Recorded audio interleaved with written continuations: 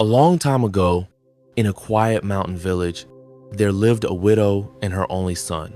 The father had passed when the boy was just a baby. And though life was hard, the two lived simply, planting rice in the spring, harvesting in the fall, surviving the winters with little more than firewood, prayers, and love. The mother had one belief. She said it often, like a mantra. Everything returns when the time is right, even light. The boy didn't understand it, but he would nod because he loved her. Then one terrible winter, a sickness swept through the valley.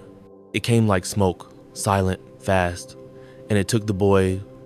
In one night, he was gone.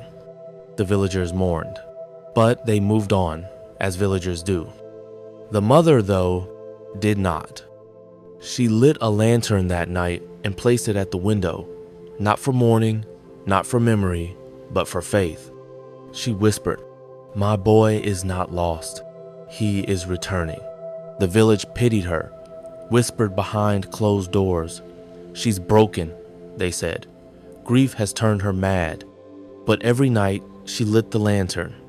Rain or snow, storm or wind, no matter the cost of oil, no matter the cold, the flame stayed. 1 year passed, then 5, then 10. The world changed.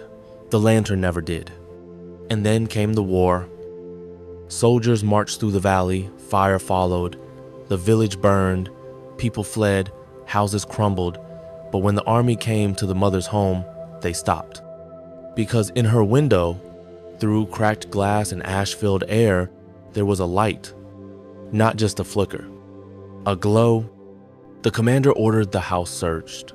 They found no weapons, no food, nothing of value, only an old woman sitting in silence beside her lantern. He asked her, "Why do you keep this burning?" She said without fear, "For someone who is coming home." He laughed, but something in her eyes, calm, clear, unblinking, unnerved him. He left her be. The army passed, but her house was untouched. Years went on. The village rebuilt. Children grew up hearing the legend of the Lantern Woman. Some mocked it, others bowed their heads in quiet respect when they passed her window. No one knew what kept her going, why she still waited. And then, one day, a traveler came to the village. Tattered robes, scarred face, eyes like burnt gold. He walked like someone who had been far, too far. He stopped at her house, and without a word, he fell to his knees.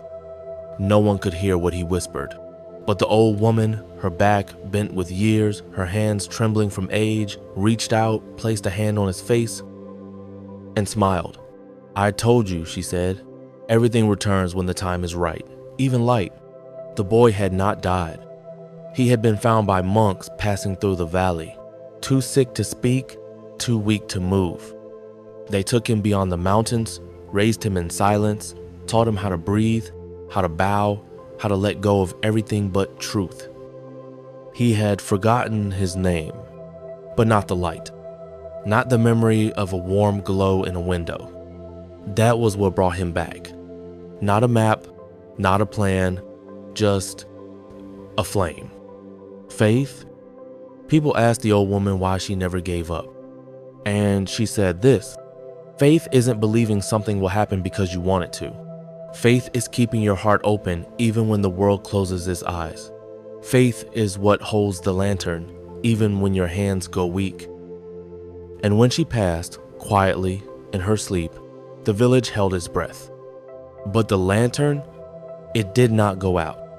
To this day, they say, in that valley between the mountains, there is one house where a flame still burns. Not because someone is home, but because someone still believes.